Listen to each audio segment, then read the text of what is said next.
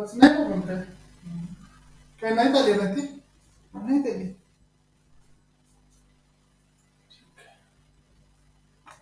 इथं येऊन बसू शकतो आपण करायचं नाही बरोबर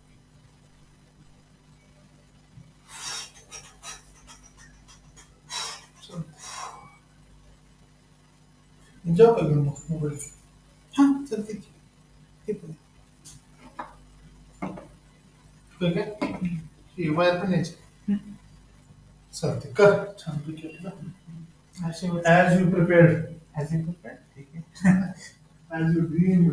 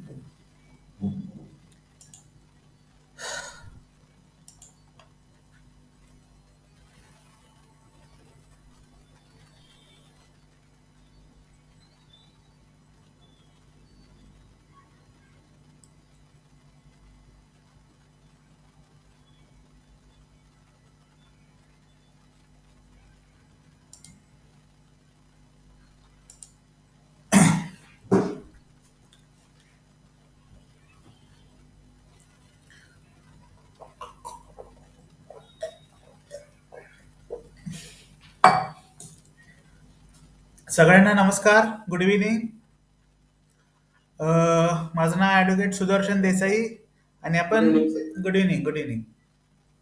आपण कॉन्स्टिट्यूशन लॉ ह्याच्यावर काय करत होतो, डिस्कशन करत होतो. पहिल्या लेक्चरमध्ये आपण टॉर्ट लॉ पाहिला, मागच्या 2 लेक्चरमध्ये आपण कॉन्स्टिट्यूशन लॉ पाहिला आणि आज कॉन्स्टिट्यूशनचा राहिलेला पार्ट आपण संपवतोय. कदाचित हे लेक्चर तुमच्या माझ्या बरोबरचं शेवटचं लेक्चर असेल. मी आज कॉन्स्टिट्यूशन लॉ संबंधी माहिती देणार आहे राहिलेली आणि लिगल ॲप्टिट्यूडच्या दृष्टिकोनातून तुम्हाला सीईटीला कसे क्वेश्चन्स पडू शकतात त्याबद्दल सुद्धा मी काय करणार आहे, आज तुम्हाला थोडक्यात आयडिया देणार आहे. सोपान कोल्हे सरांनी काल एक क्वेश्चन विचारला होता की बाबा प्रेसिडेंट ऑफ इंडिया ची निवड प्रक्रिया काय असते किंवा ते जी वोटिंग वगैरे असतात त्याची व्हॅल्यू कशी कॅल्क्युलेट केली जाते वगैरे. तर तो क्वेश्चन आपण लेक्चर झाल्याच्या नंतर डिस्कस करूया. ठीक आहे, महत्वाचा क्वेश्चन आहे पण लिगल ॲप्टिट्यूड मध्ये त्याला तितकंसं महत्व नाही. पण क्वेश्चन विचारला होता, मी पण कमिटमेंट केली होती की बाबा मी सांगेन उत्तर, म्हणून आपण याचं उत्तर शेवटी डिस्कस करूया. ओके बोले सर, चालेल ना?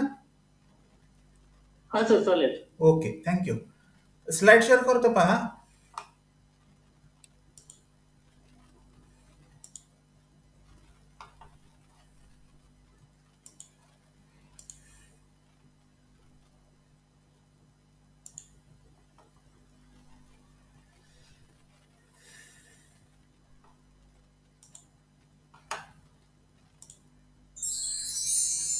दिसतायत स्लाइड? आवाज येतोय? Yes sir. Okay, thank you.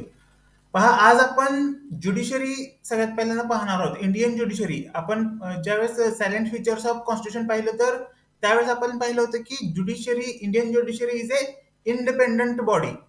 ठीक आहे, इंडिपेंडंट ज्युडिशरी, त्याचा जो स्टेटस आहे तो इंडिपेंडंट आहे. कोणतीही दुसरी यंत्रणा न्यायव्यवस्थेच्या मध्ये येऊ शकत नाही, फॉर्मली ऑर इनफॉर्मली. ज्युडिशरीमध्ये पण 2 प्रकार असतात. एक आहे हायर ज्युडिशरी, दुसरी आहे लोअर ज्युडिशरी.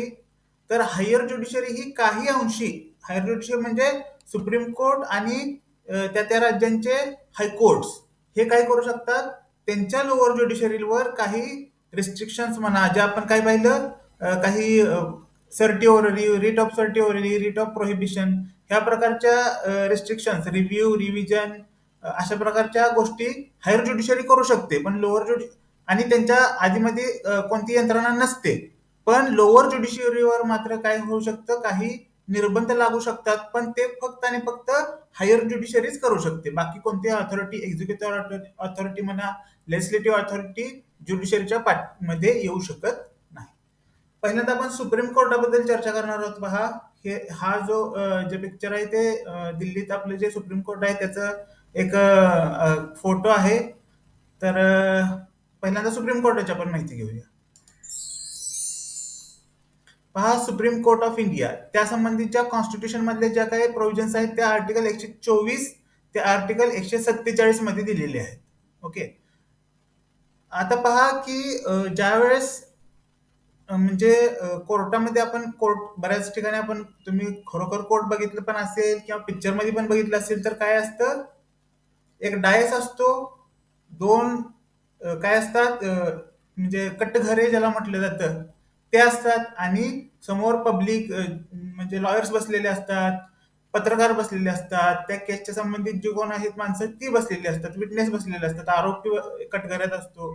ठीक आहे, तर अशा वेळेस जे डायस असतं, जज लोकांचं जे काय डायस असतं, जस्टिसचं जे काही डायस असतं, जज म्हणजे त्यांना, हा एक फरक आहे पहा, न्यायाधीश आणि न्यायमूर्ती, जस्टिस आणि जजेस अँड जस्टिस. जस्टिस म्हणजे न्यायमूर्ती, जजेस म्हणजे न्यायाधीश. लोअर कोर्टमध्ये काम करणारे जे कोण असतात त्यांना न्यायाधीश म्हटलं जातं. हायर ज्युडिशरीमध्ये म्हणजे हायकोर्ट आणि सुप्रीम कोर्टमध्ये जे कोण न्यायदानाचं काम करतात त्यांना जस्टिस किंवा न्यायमूर्ती म्हटलं जातं.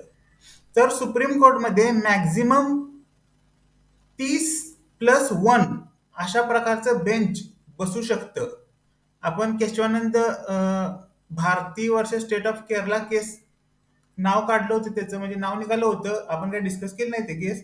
पण त्या केसमध्ये आजपर्यंत सगळ्यात हायेस्ट काय म्हणजे डायस बसलं होतं, जे होतं मॅक्झिमम 30 जजेसचं आणि एक supreme court of chief justice of India, असं 31 लोकांचं ते डायस बसलं होतं. हा, जज होण्यासाठी काही क्वालिफिकेशन्स असतात जे कम्प्लीट करावे लागतात आणि त्यानंतर एक व्यक्ती सुप्रीम कोर्टाचा जस्टिस किंवा न्यायमूर्ती बनू शकतो. काय आहेत क्वालिफिकेशन्स? तर सगळ्यात महत्त्वाचं तो सिटीजन ऑफ इंडिया असला पाहिजे. दुसरी क्वालिफिकेशन आहे ऑर आहेत. दुसरी आणि तिसरी एकमेकाला ऑर आहेत. हायकोर्टमध्ये त्यांनी 5 वर्ष कमीत कमी जज म्हणून काम केलेलं असावं असा व्यक्ती, किंवा हायकोर्ट मध्ये कोणत्याही राज्याच्या हायकोर्टमध्ये 10 वर्षापर्यंत ऍडव्होकेट म्हणून प्रॅक्टिस असावी, स्टँडिंग प्रॅक्टिस. तर असे व्यक्ती ह्या दोघांपैकी सिटीजन ऑर सिटीजन तर असावा अँड हायकोर्ट जज for 5 years or high court advocate for 10 years. अशा प्रकारचे व्यक्ती काय करू शकतात? सुप्रीम कोर्टमध्ये जज म्हणून काम पाहू शकतात. रिटायरमेंटचं त्यांचं जे एज असतं ते 65 वर्षापर्यंत असतं. ठीक आहे. वयाच्या 65 वर्ष त्यांना कंप्लीट झाली की ते लोक काय होतात?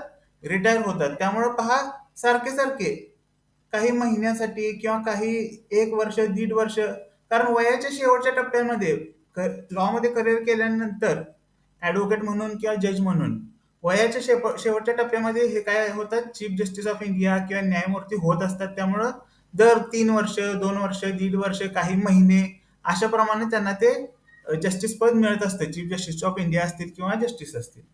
वयाच्या 65 वर्षाला ते रिटायर होऊन जातात. हा, सुप्रीम कोर्टाचं ज्युरिस्डिक्शन म्हणजे प्रभाव क्षेत्र काय आहे, स्कोप काय आहे, कोणत्या कोणत्या ठिकाणी किंवा कोणत्या कोणत्या मॅटर्स मध्ये सुप्रीम कोर्ट आपलं काय करू शकतं? ज्युरिस्डिक्शन म्हणजे प्रभाव क्षेत्र दाखवू शकतं. अशा प्रकारचे 3 टाइप्सचे काय आहेत? ज्युरिस्डिक्शन्स आहेत. एक आहे ओरिजिनल ज्युरिस्डिक्शन आणि दुसरं अपिलेट ज्युरिस्डिक्शन. हे एकमेकाला संलग्न आहेत.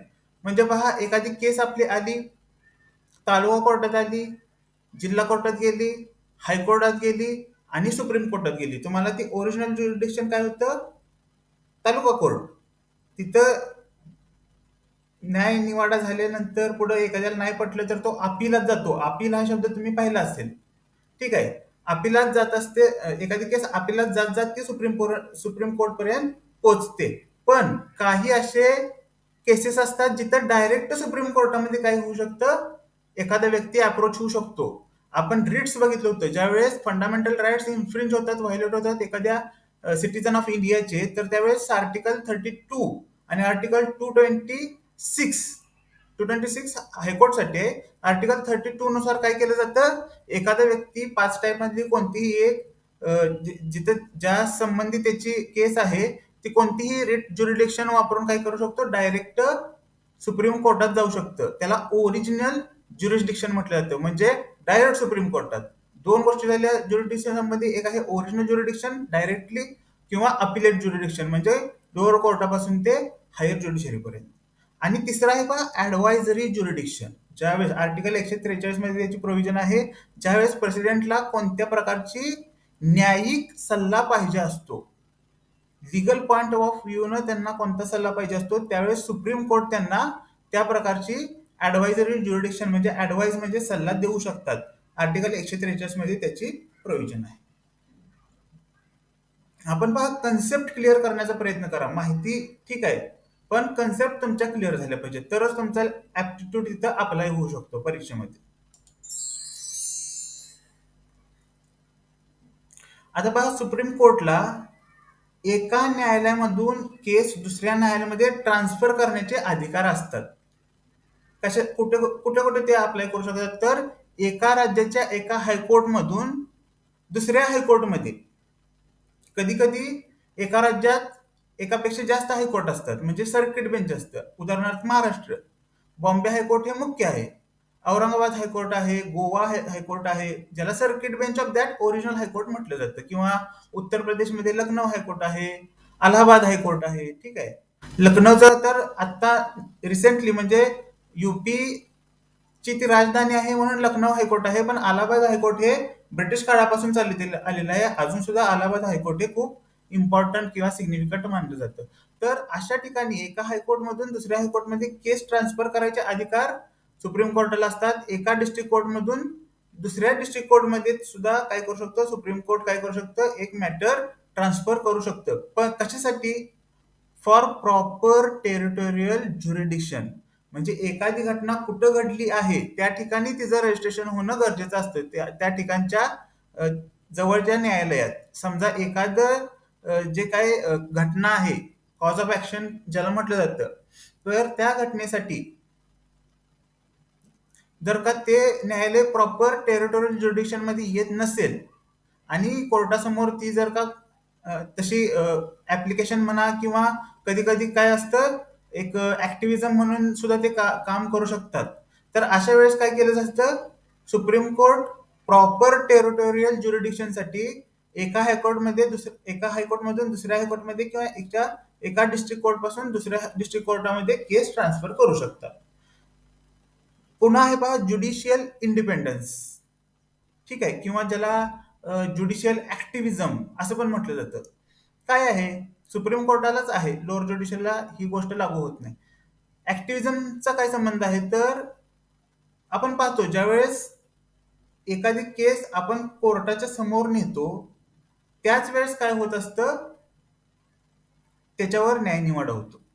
पण हायर ज्युडिशरी ज्या आहेत त्यांचं कसं आहे की बाबा काही ते लोक समोर केसेस येतात, त्यांचं तर काय करतात, न्यायनिवाडा करतात. पण त्यांना जर असं डिस्क्रिप्शन आहे, त्यांना जर असं वाटलं की ह्या केसमध्ये आपण ऍक्टिव्हली स्वतःकडून ऑर्डर करणं गरजेचं आहे, तर अशा वेळेस हायर ज्युडिशरी म्हणजे सुप्रीम कोर्ट काय करू शकतं, तशा प्रकारच्या ऑर्डर पास करू शकतं, तशा प्रकारच्या डायरेक्शन्स त्या ऑथॉरिटीला ऍक्टिव्हली देऊ शकतात. म्हणून त्यांना ऍक्टिव्हिजन ऑफ ज्युडिशरी म्हटलं जातं. आणि पॉवर टू पनिश कंटेम्प्ट म्हणजे काय असतं, कोर्टाचा अवमान झाला कोणत्याही कोर्टाचा, लोअर ज्युडिशरी पासून ते अगदी सुप्रीम कोर्टापर्यंत, अपेक्स कोर्ट सुद्धा सुप्रीम कोर्टाला म्हटलं जातं. तर आर्टिकल 129 to 142 मध्ये कंटेम्प्ट ऑफ कोर्टच्या प्रोव्हिजन्स आहेत. तर punishment for contempt of court कोण करत असतं, त्या पॉवर सुप्रीम कोर्टाला असतात. सुप्रीम कोर्टासंबंधी लिगल ऍप्टिट्यूडच्या दृष्टीनं एवढा भाग महत्वाचा आहे. हायकोर्ट आपण पाहूया. हे जे पिक्चर आहे ते बॉम्बे हायकोर्टचं आहे. बऱ्याच जणांनी पाहिलं पण असेल, कोणी मुंबईला गेला असेल तर हे पाहिलं असेल तुम्ही. पहा हायकोर्ट आपण म्हटलेलं नाही, आपण प्लुरल फॉर्म मध्ये पाहतोय, कारण हायकोर्ट हे प्रत्येक राज्यासाठी काय असतं, स्वतंत्र असतं. प्रत्येक राज्यात किमान एक हायकोर्ट तरी असतं. पहा, composition is decided by president. आता आपण सुप्रीम कोर्टात पाहिलं की मॅक्झिमम 30 जजेस आणि एक चीफ जस्टिस ऑफ इंडिया असं बेंच बसू शकतं. इथं मात्र कसं आहे, प्रेसिडेंट ठरवतात की बाबा किती लोकांचं ते डायस असावं. एखाद्या केससाठी किंवा एखाद्या हायकोर्टसाठी डायस हे किती लोकांचं असावं, किती जस्टिसचं असावं, हे प्रेसिडेंट टाइम टू टाइम ठरवत असतात. त्यानंतर हायकोर्ट हे प्रत्येक राज्यासाठी एक असतं, कधी कधी 2 राज्यांसाठी एक हायकोर्ट अशी सुद्धा परिस्थिती असू शकते. उदाहरण आपलंच आहे महाराष्ट्राचं हायकोर्ट, जे महाराष्ट्र आणि गोवा ह्या दोघांच्या मध्ये एकच हायकोर्ट बॉम्बे हायकोर्ट काम करतं. पण गोव्यात त्याचं काय आहे, सर्किट बेंच आहे आणि तिचं त्या केसेस चालतात. सर्किट बेंच मध्ये त्याच हायकोर्टची एक शाखा असं आपण म्हणू शकतो, एक ब्रांच. जसे ब्रांच असतात कशाचे, बँकेचे ब्रांचेस असतात, तसं हायकोर्टचे जे काही ब्रांचेस असतात त्यांना सर्किट बेंच किंवा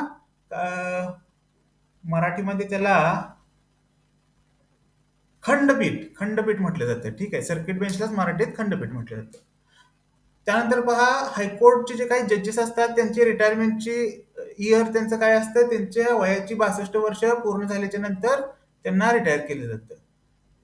पुढे पहा, सुप्रीम कोर्ट आणि हायकोर्ट ह्या दोन्ही ठिकाणी जर जजेसना रिमूव्ह करायचं असेल, आपण इम्पिचमेंट ही प्रोसेस पाहिली होती की बाबा ही कन्सेप्ट आहे की जजेस आणि प्रेसिडेंट यांना काढून टाकण्याची प्रोसेस असते, त्यांना प्रोसिजरला इम्पिचमेंट किंवा महाभियोग म्हटलं जातं. पण जजेसना कोणत्या कारणास्तव रिमूव्ह केलं जातं, ती कारण म्हणजे मिसबिहेवियर, म्हणजे असं कोणतंही वागणं त्या जस्टिसचं जे त्याच्या अस्मितेला किंवा त्याच्या ज्या खुर्चीला शोभेचं नाही, म्हणजे ज्युडिशरीवर त्याच्या त्या पर्टिक्युलर त्या व्यक्तीच्या मिसबिहेवियरमुळे काय असतं, कलंक लागू शकतो. असं जर का घटना त्यांच्याकडून घडली तर त्या बेसिसवर त्यांना रिमूव्ह केलं जाऊ शकतं. दुसरी गोष्ट म्हणजे इनकॅपॅसिटी, म्हणजे असे कधी कधी काय होतं की एखादा न्यायमूर्ती असतील ते त्या डायसवर बसलेले असतात आणि तिथं न्यायदान कसं करावं काय करावं हे त्यासाठी इनकॅपेबल असतात. तर अशा वेळेस त्यांना काढून टाकलं जातं. उदाहरण एक सांगतो. एक न्यायमूर्ती होते बॉम्बे हायकोर्टमध्ये. मी नाव नाही सांगणार कारण डिफॉर्मेशनची केस ते माझ्यावर टाकतील, त्यामुळं ओपन टू ऑल मी त्यांचं नाव सांगू शकत नाही. ते बसायचे आणि काय करायचं की त्या डायसवर ज्यावेळेस एखादा निकाल द्यायचा प्रश्न यायचा आणि सगळेजण आपापले निकाल लिहायचे. बाकीचे काय करायचे त्यांचं ती निकाल लिहायची एक काय असते, एक प्रोसिजर असते, एक डिग्री ऑर्डर वगैरे त्याचे बरेच प्रकार आहेत. तुम्ही LLB च्या फायनल इयरला ते शिकणार आहात. आत्ताच मी काही तुम्हाला जास्त जोड देत नाही. एक निकाल लिहायचा ज्यावेळेस प्रत्येक जण आपापले मतं लिहून शेवटी ऑर्डर करायचे. हे साहेब काय करायचे की I am agree with my colleague justice एवढंच वाक्य लिहायचे आणि काय म्हणायचे मी त्यांच्या मताला सहमत आहे एवढंच वाक्य लिहून ते संपवायचे. ते असं 7, 8, 10 वेळा झाल्यानंतर असं सांगण्यात आलं की ते त्या पदाला लायक नाहीत, इनकॅपेबल आहेत आणि त्यामुळे त्यांना रिमूव्ह करण्यात यावं. असे एक मिसबिहेवियर, इनकॅपेबिलिटी आणि order of president bye address of houses कधी काढलं जाते त्यांना, प्रेसिडेंटच्या पॉवरनं त्यांना काढलं जातं ज्यावेळेस हाऊसेस जे असतात, हाऊसेस म्हणजे लोकसभा राज्यसभा, ह्या दोघांच्या ऍड्रेसनं म्हणजे ह्या दोघांनी रेकमेंड केल्यानंतर प्रेसिडेंट काय करत असतात त्यांच्यावर ऍक्शन घेतात आणि त्यांना काढून टाकलं जातं. कारण इम्पिचमेंट ही प्रोसिजर आपण पाहिली आहेत पहा. काय करत असतात जे कोण लेजिस्लेटिव्ह असेंब्ली असतात ते वोटिंग करतात किंवा त्या मतावर काय करतात आपलं मत मांडतात फॉर्मली आणि त्यानंतर मतदान केलं जातं आणि त्यानंतर त्या इम्पिचमेंटच्या त्या प्रोसिजरनं प्रेसिडेंट काय करतात त्या पर्टिक्युलर जस्टिसला काढून टाकलं जातं. पुढे पहा डिस्ट्रिक्ट कोर्ट. आपण ज्युडिशरी पाहत आहोत. सुप्रीम कोर्ट बघितलं, हायकोर्ट्स बघितलं. आता हे डिस्ट्रिक्ट कोर्ट्स आणि त्याच्या खालचे हे सगळे काय आहेत लोअर ज्युडिशरी. हायकोर्ट आणि हायकोर्ट्स अँड सुप्रीम कोर्ट किंवा अपेक्स कोर्ट यांना हायर ज्युडिशरी म्हटलं जातं. डिस्ट्रिक्ट कोर्ट आणि त्यांच्या खालचे जे असतात त्यांना लोअर ज्युडिशरी म्हटलं जातं. आता लोअर ज्युडिशरीमध्ये कोण कोण येतं हे कोल्हापूरच्या जिल्हा व सत्र न्यायालयाचा फोटो आहे. ठीक आहे. तर लोअर ज्युडिशरीमध्ये कोण कोण येतं ते आपण थोडक्यात पाहूया.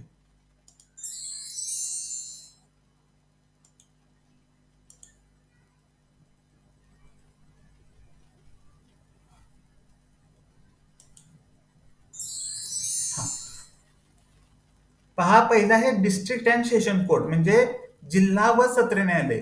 आता जिल्हा न्यायालय जे असतं ते दिवाणी टाईपचे किंवा जिथं गुन्हा इन्क्लूड नाही अशा टाईपचे काय करत असतात मॅटर्स पाहत असतात.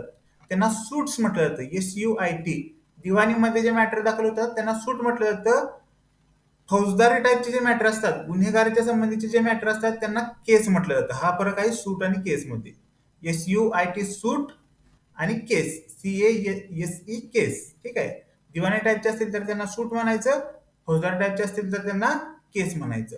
डिस्ट्रिक्ट अँड सेशन कोर्ट सगळ्यात हायर लोअर ज्युडिशरी मध्ये सगळ्यात अप्पर बॉडी कोण असेल तर डिस्ट्रिक्ट कोर्ट. पुन्हा आहे सिव्हिल जज सिनियर डिव्हिजन. असा सिव्हिल जज सिनियर डिव्हिजनचा. आता हायकोर्ट म्हणजे राज्याचे हायकोर्ट ठरवू शकतात की बाबा लोअर ज्युडिशरी कोणत्या टाईपची असली पाहिजे. म्हणजे डिस्ट्रिक्ट कोर्टाच्या अंतर्गत पुन्हा कोणाला आपण इन्क्लूड करायचं हे त्या त्या राज्याच्या हायकोर्ट्सना त्या संबंधीचे काही रिस्ट्रिक्शन्स अप्लाय करून ते डिस्क्रिप्शन देण्यात आलेलं असतं. काही राज्यांमध्ये एखादी म्हणजे समजा हे लिस्ट तुम्हाला आधी समजावून सांगतो. सिव्हिल जज सिनियर डिव्हिजन आणि त्यानंतर आहे civil chief judicial magistrate. Magistrate म्हणजे दंडाधिकारी. ठीक आहे. तर चीफ ज्युडिशियल मॅजिस्ट्रेट, त्यानंतर मेट्रोपोलिटन मॅजिस्ट्रेट, सिव्हिल जज junior division, judicial magistrate first class आणि शेवटी कोण असतं डिस्ट्रिक्ट लिगल सर्व्हिस ऑथॉरिटी. ही जी संकल्पना आहे डिस्ट्रिक्ट लिगल सर्व्हिस ऑथॉरिटी हे आजकाल किंवा तुमच्या करिअरमध्ये तुम्हाला बघायला मिळेल. खूपच इमर्जिंग आहे, खूपच सिग्निफिकंट आहे. आत्ताच त्याचा उद्गम होत आहे आणि जे लोक ह्या मुद्द्यावर प्रॅक्टिस करतात त्यांची आज भरपूर प्रॅक्टिस चालू आहे. यात अजूनपर्यंत सॅच्युरेशन आलेलं नाही. भविष्य काळात भरपूर स्कोप आहे या गोष्टीला की बाबा डिस्ट्रिक्ट लिगल सर्व्हिस ऑथॉरिटी काय करतात. इथले जे मुख्य असतात डिस्ट्रिक्ट लिगल सर्व्हिस ऑथॉरिटीमध्ये ते सिव्हिल जज सिनियर डिव्हिजन लेवलचे काय असतात, सेक्रेटरी असतात. डिस्ट्रिक्ट लिगल कोर्ट ऑथॉरिटीचे सेक्रेटरी हे सिव्हिल जज सिनियर डिव्हिजन ह्या रँकचे कोण असतात, ह्या केडरचे ते काय असतात, ऑथॉरिटी असतात, जज असतात, जे तिथे नेमणूक त्यांची सेक्रेटरी म्हणून केली जाते.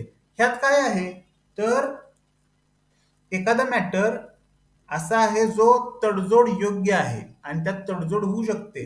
निगोसिएशन, आर्बिट्रेशन, कन्सिलिएशन किंवा निगोसिएशन, मीडिएशन, मध्यस्थी ह्या ह्या गोष्टींचा, ह्या कन्सेप्टचा अवलंब करून जर कोर्टाच्या परवानगीनं कोर्टाच्या बाहेर किंवा कोर्टामध्ये त्यांची सेटलमेंट जर होत असेल तर ती करण्याचं काम कोण करत असतं, डिस्ट्रिक्ट लिगल सर्व्हिस अथॉरिटी. दुसरी गोष्ट म्हणजे एखादी व्यक्ती आहे ज्याला कोर्टात दाद मागायची आहे पण पैसे नाहीत, पुअर आहे, अशा लोकांना जज काय काय काय म्हणतात त्यांना ऍडव्होकेट्स वगैरे अवेलेबल करून देणं, किंवा असे लोक आहेत ज्यांना जे म्हणजे काय आहेत, इलिटरेट आहेत लिगल सेन्सनं, त्यांच्यात लिगल लिटरसी निर्माण करण्याचं काम, त्यांना कायदेशीर सल्ले द्यायचं काम, अशा प्रकारची कामं डिस्ट्रिक्ट लिगल सर्व्हिस अथॉरिटी करत असते. ऍडव्होकेट, नवीन नवीन ऍडव्होकेट ह्यात खूप इंटरेस्ट दाखवत आहेत, खूप मोठं करिअर आहे ह्या टाईपच्या कशात. म्हणजे एक ट्रॅडिशनल टाईप जो आहे सिव्हिल कोर्ट आणि फौजदारी न्यायालय, तर त्यामध्ये हे एक नवीन इमर्जन्स निर्माण झालेलं आहे, खूप मोठा स्कोप. ठीक आहे, ज्युडिशियरी संपली. आता आपण अशा काही बॉडीज आहेत, कॉन्स्टिट्युशनल बॉडीज, ज्या इंडिपेंडेंटली काम करतात. कोणत्या कोणत्या आहेत त्या आपण पाहणार आहोत. ह्या 1 2 3 4 5 6 7 8 9 अशा काही बॉडीज आहेत ज्या काय करतात, इंडिपेंडेंटली काम करतात आणि ज्यांना कॉन्स्टिट्युशनल एक्झिस्टन्स आहे, म्हणजे त्यांची तरतूद काय आहे, कॉन्स्टिट्यूशन मध्ये आहे. पहा, पहिला आहे इलेक्शन कमिशन. इलेक्शन कमिशन म्हणजे निवडणूक आयोग. दुसरा आहे काय करतात हे तर निवडणुकीसंबंधीचे सगळेच कामं, म्हणजे पार्टी रजिस्टर करणे, निवडणुका अरेंज करणे, मतदार याद्या अपडेट करणे, जी काय इलेक्शन संबंधीची जेवढी कामं आहेत ते कोण करत असतं, इलेक्शन कमिशन ऑफ इंडिया किंवा इलेक्शन कमिशन. पुढे आहे CAG म्हणजे controller and auditor general of India. भारताचं जे काय ऑडिट संबंधीचं डिपार्टमेंट आहे ते सांभाळण्याचं काम CAG करत असतं. दुसरी गोष्ट आहे अटॉर्नी जनरल ऑफ इंडिया. आता अटॉर्नी म्हणजे काय, बऱ्याच म्हणजे कुणाला माहित असेल तर असेल, पण बऱ्याच जणांनी हा शब्द नवीन ऐकला असेल, त्यांच्यासाठी सांगतो.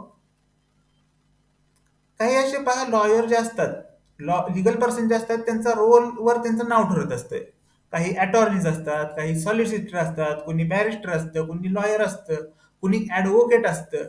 त्यांच्या नावात फरक जरी म्हणजे नुसता नावात फरक नाही तर त्यांच्या रोलनुसार त्यांना ती नावं दिली गेलेली असतात. अटॉर्नी म्हणजे काय की बाबा एका व्यक्तीच्या वतीनं जो दुसरा व्यक्ती काय करतो, त्याच्या वतीनं कोर्टामध्ये कामकाज चालवतो किंवा कोर्टात उभा राहतो, त्याला अटॉर्नी म्हटलं जातं. मग आता अटॉर्नी जनरल ऑफ इंडिया म्हणजे काय, उदाहरण सांगतो तुम्हाला की समजा एक केस झाली युनियन ऑफ इंडियाच्या विरोधात, तर राष्ट्रपती नाही पण पंतप्रधान वगैरे किंवा त्या संबंधीचे मिनिस्टर तिथे हजर राहत नाही, तर त्या युनियन गव्हर्नमेंटचे जे कोण अटॉर्नी जनरल असतात ते काय करत असतात, युनियन गव्हर्नमेंटच्या वतीनं कोर्टामध्ये हजर राहत असतात. हा त्यांचा रोल असतो. सरकारला कोर्टामध्ये रिप्रेझेंट करायचं काम अटॉर्नी जनरल ऑफ इंडिया आणि त्यांची मशिनरी करत असते. पुढे बघा national commission for STs, scheduled ट्राईबसाठी असणारी नॅशनल कमिशन.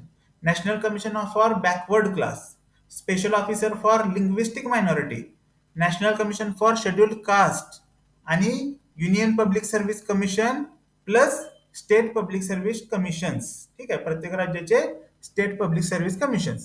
Financial commission. ठीक आहे, हे जे आहेत ते काय आहे, कॉन्स्टिट्युशनल एक्झिस्टन्स असणारे इंडिपेंडंट बॉडीज आहेत. आता इथे एक शब्द आहे पहा, लिंग्विस्टिक मायनॉरिटी.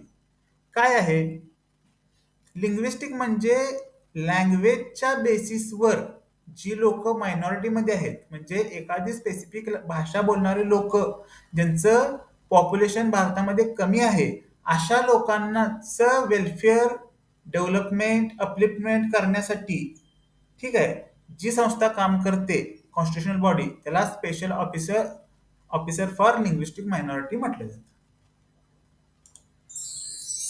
हा, ही लिस्ट आहे पहा, तीच आहे जी मी आता सांगितली. Controller and auditor general, Indian audit account of department, election commission, union public service commission म्हणजे UPSC, attorney general of India, national commission for scheduled tribes, national commission for scheduled caste आणि finance commission हे constitutional existence असणारे independent bodies आहेत. आता काही अशा independent bodies भारतात आहेत ज्यांची तरतूद कॉन्स्टिट्यूशन मध्ये नाही, पण तरीही ते काय आहेत, इंडिपेंडेंट बॉडी आहेत. त्या काय आहेत त्या आपण पाहणार आहोत. पहा, non constitutional bodies of India. Planning commission of India म्हणजे एखाद्या सरकारचं पुढचे जे काही प्लॅन्स आहेत, एक सरकार 5 वर्षासाठी आलं तर 5 वर्षाचे त्यांचे ऍक्शन ऑफ प्लॅन काय असणार आहेत ते ठरवण्याचं काम प्लॅनिंग कमिशन ऑफ इंडिया करत असतं.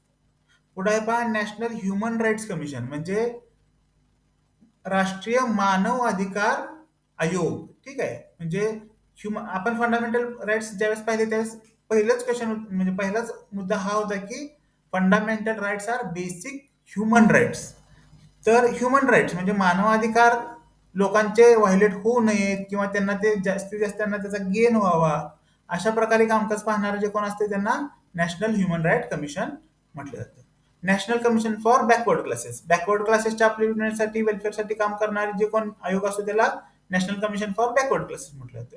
त्याच प्रकारे वुमेनसाठी जे काही नॅशनल कमिशन असते त्यांना नॅशनल कमिशन फॉर वुमेन म्हटलं जातं.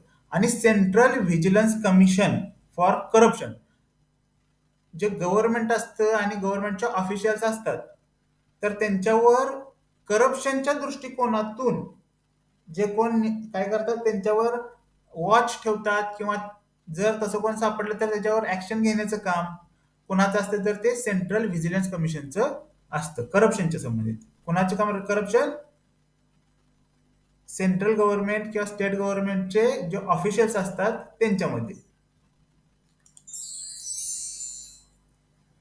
आता पहा, कॉन्स्टिट्युशनल बॉडीज झाल्या independent bodies, non constitutional independent bodies झाल्या.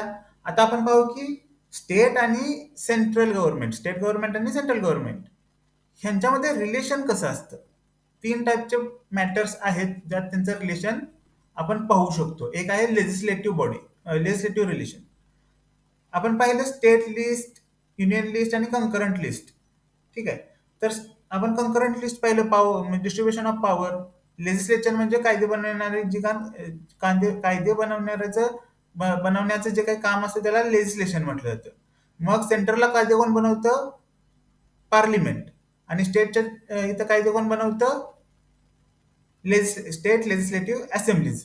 आता असे काही कायदे असतात जे स्टेटनं स्वतःसाठी बनवलेले असतात कंकरंट लिस्टमध्ये. आणि काय असतं, ज्यावेळेस सेंट्रल गव्हर्नमेंट त्याच्यावरच कायदा बनवतो तर जर क्लॅशेस होत असतील प्रोव्हिजन्सच्या तर तिथं सेंट्रल गव्हर्नमेंटचे कायदे काय असतात, प्रिव्हेल होत असतात. आणि दुसरी गोष्ट म्हणजे ज्यावेळेस आणीबाणी असते, स्टेट इमर्जन्सी, त्यावेळेस स्टेटची लेजिस्लेटिव्ह असेंब्ली डिझॉल्व्ह होते आणि त्या ठिकाणी पार्लिमेंट काय करतं, त्याच्या ठिकाणी काम करण्याचा प्रयत्न करत असतं किंवा त्यांचा रोल तिथं अप्लाय होत असतो. ही झाली लेजिस्लेटिव्ह रिलेशनशिप. पुढे आहे बा ऍडमिनिस्ट्रेटिव्ह. बरोबर, ऍडमिनिस्ट्रेटिव्ह कशी असते की बाबा प्रेसिडेंट असतात देशाचे, पण प्रत्येक राज्यावर प्रेसिडेंट काम म्हणजे वॉच ठेवणं त्यांचं म्हणजे ऍडमिनिस्ट्रेटिव्ह हेड असल्यामुळं त्यांचं काम आहे की बाबा प्रत्येक राज्याच्या ज्या मशिनरीज आहेत ऍडमिनिस्ट्रेटिव्ह किंवा एक्झिक्युटिव्ह मशिनरीज त्यांच्यावर काम वॉच ठेवण्याचं काम त्यांचं आहे. म्हणून ते काय करतात, प्रत्येक राज्यावर आपलं एक रिप्रेझेंटेटिव्ह ठेवतात ज्याला काय म्हटलं जातं, राज्यपाल किंवा governor of that particular state. ठीक आहे, हे झालं ऍडमिनिस्ट्रेटिव्ह. आणि तिसरं आहे फायनान्शियल. फायनान्शियल म्हणजे पहा की सेंट्रल गव्हर्नमेंट काय करतं, आपल्या जे बजेट असतं त्यामधले काही भाग राज्यांच्या विकासासाठी खर्च केला जातो. शक्यतो जे राज्य असे आहेत जे सध्याच्या डेव्हलपमेंटचा जो फ्लो आहे त्या फ्लो पासून लांब आहेत, जे अजून डेव्हलपमेंटच्या फ्लो मध्ये नाहीत, अशा राज्यांसाठी वेलफेअरचं काम करणं, त्यांना फंड प्रोव्हाइड करणं, त्यांच्यासाठी वेगवेगळे पॅकेजेस काय करणं, तयार करणं, अलाव करणं. तर अशा प्रकारचे फायनान्शियल रिलेशनशिप सुद्धा स्टेट आणि सेंटरमध्ये असतं.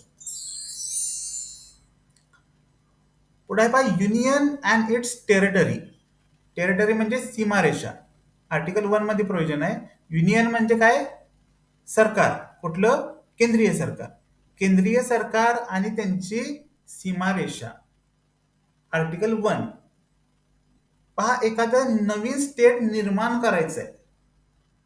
राज्यातले काही लोक असे म्हणायला लागलेत की बाबा आम्ही ह्या सरकारबरोबर काम करू शकत नाही, आमची मागणी अशी आहे की महाराष्ट्रापासून विदर्भ वेगळा करा. ठीक आहे, अशी मागणी आहे.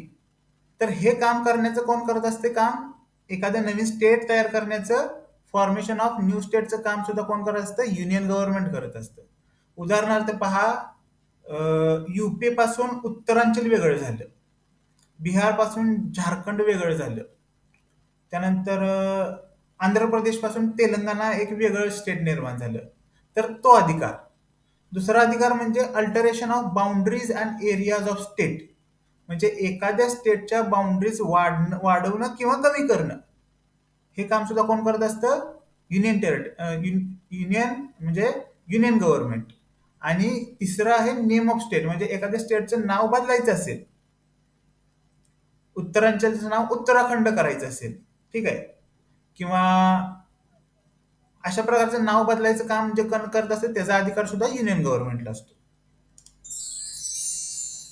हा, इथपर्यंत मला वाटते तुम्हाला म्हणजे कॉन्स्टिट्यूशन ऑफ इंडिया माझ्याकडे ज्या संकल्पना होत्या त्या तुमच्यापर्यंत पोहोचवण्याचं काम बऱ्यापैकी मी केलंय असं मला वाटतंय. तुम्हाला काय वाटतं काय माहिती? तर पहा, कॉन्स्टिट्यूशनचा संबंध आपण तिसरं लेक्चर आहे इथपर्यंत संपलेला आहे. टॉर्ट आपला विषय झालेला आहे. आता आपण पाहणार आहोत की क्वेश्चन लिगल ऍप्टिट्यूडच्या सेन्सनं कसे विचारले जातात टॉर्टवर किंवा ह्याच्यावर कॉन्स्टिट्यूशनवर.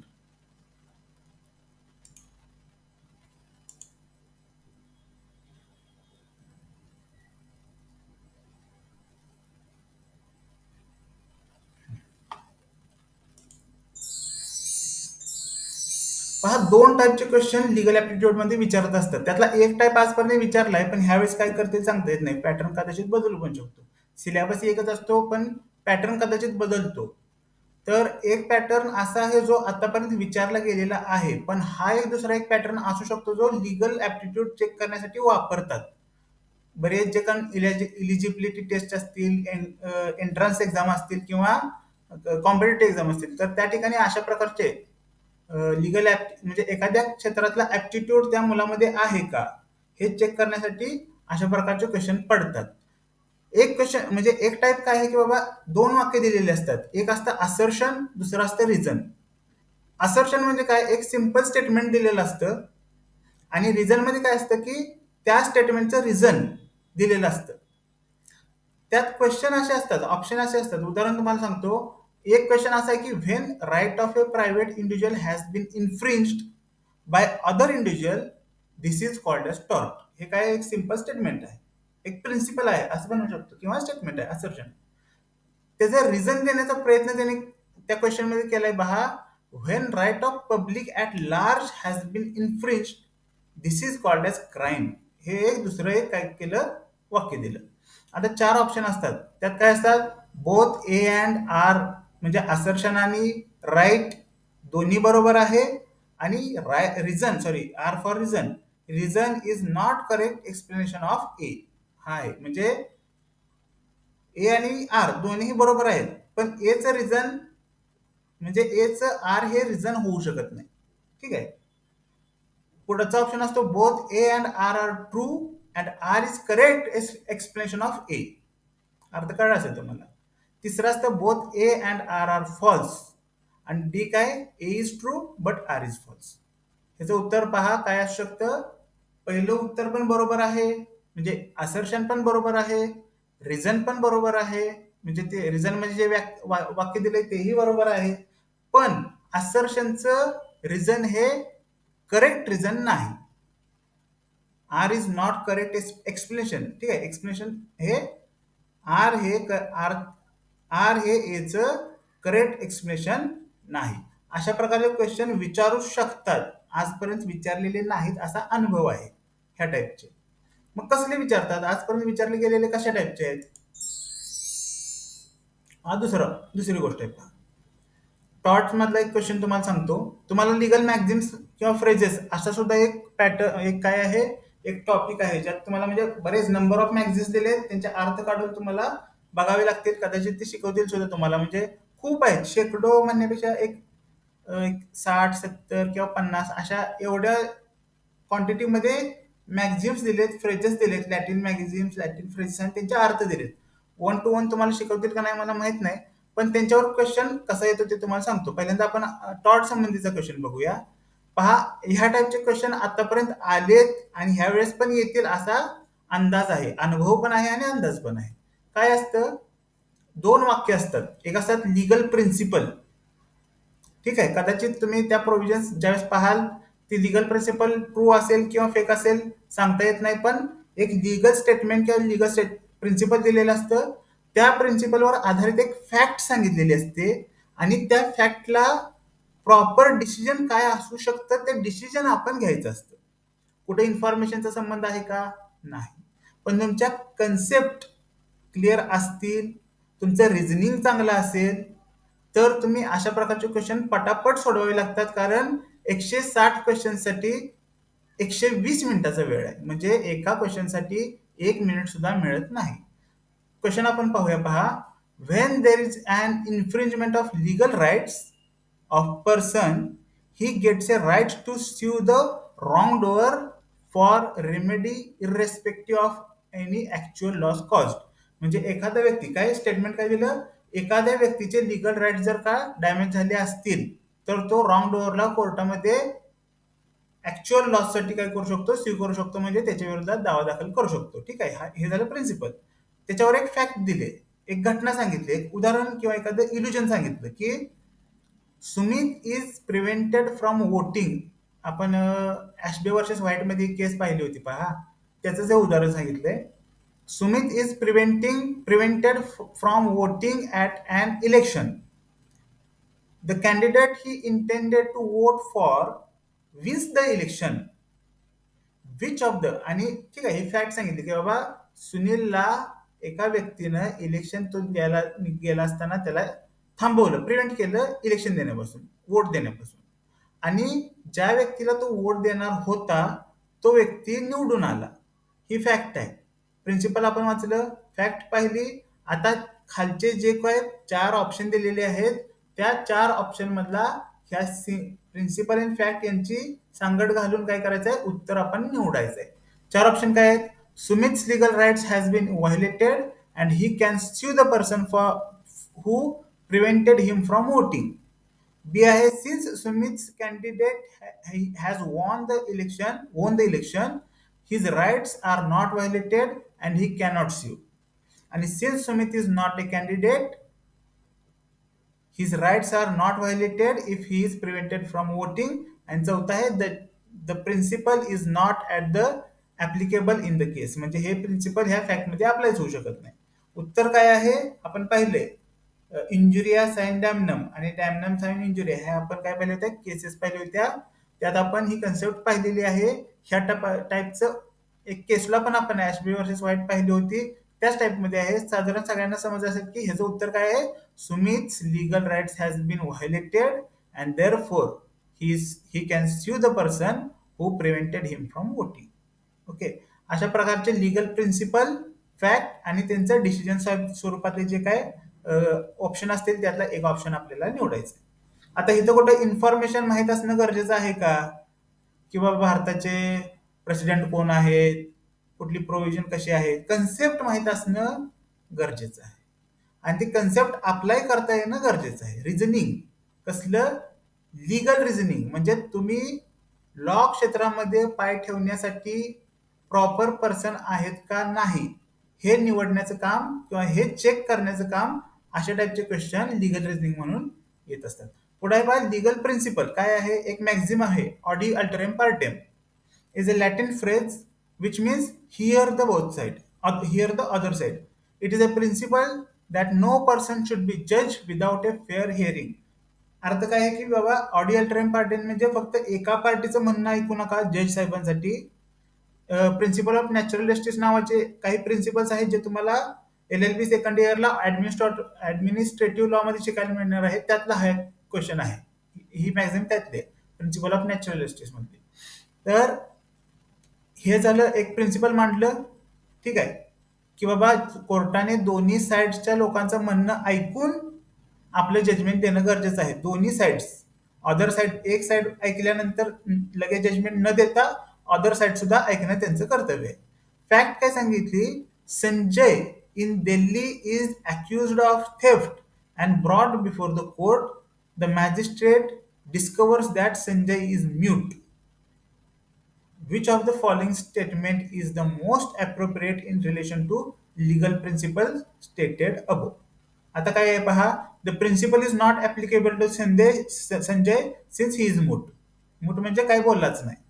The principle is applicable to Sanjay even though he cannot speak since he can be asked to write down his defence. And the magistrate has to talk all measures to understand what Sanjay has to convey about the accusation against him. And since it is a Latin principle, it is not applicable in India. अशा प्रकारचे काही options दिले जातील. त्यातला एक योग्य option तुम्हाला निवडायचा आहे, जो म्हणजे कसं असतं, कधी कधी ऑप्शन्स सगळे लॉला धरून नसतात, पण सगळ्यात अप्रोप्रिएट ऑप्शन कोणता आहे हे आपल्याला तिथं आपलं तो रिझनिंगचा पार्ट तिथे चेक करण्यासाठी तशा प्रकारचे ऑप्शन्स टाकलेले असतात. लिगल प्रिन्सिपल, फॅक्ट आणि त्याचं असर्शन म्हणा किंवा जजमेंट म्हणा. उत्तर काय आहे, the magistrate has to talk all the measures to understand what Sanjay has to convey about the accusation against him. ठीक आहे, त्याला बोलतं करण्याचं काम म्हणजे एक बाजू, पोलिसांची बाजू त्याने ऐकून घेतली का हा व्यक्ती जो आहे संजय तो चोरीच्या गुन्ह्यामध्ये सापडलाय. एक बाजू प्रॉसिक्युशनची ऐकून घेतली, दुसरी बाजू ऐकून घेण्याचे सगळे मेजर्स त्या जज साहेबांनी अवलंबले पाहिजेत. आणि तरी जर का तो बोलत नसेल तर ठीक आहे, पण ऑडिओ अल्टरम पार्टम ह्या मॅक्झिम किंवा लॅटिन फ्रेज मधून त्यांनी काय केलं पाहिजे, त्याला बोलतं करण्याचे किंवा त्याचं सगळं ऐकून घेण्याचे सगळे मेजर्स वापरले पाहिजेत. आपला ॲटमोस्ट परफॉर्मन्स तिथं देणं गरजेचं आहे त्या अक्यूज पर्सनला काय करण्यासाठी, त्याचं म्हणणं ऐकून घेण्यासाठी. ठीक आहे, अशा प्रकारचे क्वेश्चन आजपर्यंत पडलेले आहेत, ह्यावेळेस पण पडतील असा अंदाज आहे. ठीक आहे, आता पहा काही क्वेश्चन आहेत जे कॉन्स्टिट्यूशनच्या संबंधित आहेत. हे टॉर्ट किंवा लिगल मॅगझिन संबंधीचा आपण क्वेश्चन पाहिला. इथं कॉन्स्टिट्यूशन संबंधीचे क्वेश्चन कसे विचारले जाऊ शकतात ते पण आपण एक दोन उदाहरणं पाहूया.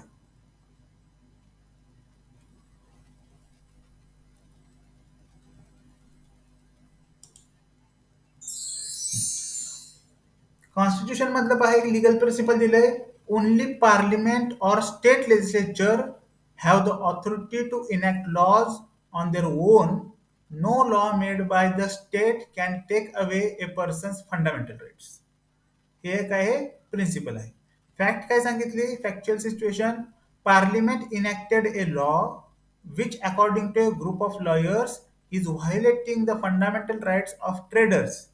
A group of lawyers files a writ petition challenging the constitutional validity of the statute, seeking relief to squash the statute and further direct the parliament to enact a new law. आता decide करा की बाबा खालचे जे काही decisions आहेत, options आहेत, त्यातला अप्रोप्रिएट ऑप्शन कोणता आहे. ठीक आहे, ए आहे पहा, the court can squash the existing law if it violates the fundamental right but can not direct parliament to make a new law. Court काय करू शकतं, तो लॉ स्क्वॅश करू शकतं जो फंडामेंटल राईट व्हायोलेट करतोय, पण पार्लिमेंटला डायरेक्शन देण्याचं काम कोर्टाचं नाही. दुसरा ऑप्शन आहे, the court can squash a existing law if it violates the fundamental rights and can direct parliament to make a new law. ठीक आहे, याचा अर्थ तुम्हाला समजला. तिसरा आहे पहा, no writ would lie against parliament as the court has no authority to direct parliament to enact or reenact a law, and the court cannot squash the law as reasonable restrictions can be put on the fundamental rights. उत्तर याचा असा आहे, under article 32 and article 226 of the constitution of India पहिला option जो आहे की court काय करू शकतं, लॉ स्क्वॅश करू शकतं पण पार्लिमेंटला डायरेक्शन देऊ शकत नाही. हा ऑप्शन काय आहे, बरोबर आहे, सगळ्यात अप्रोप्रिएट ऑप्शन आहे.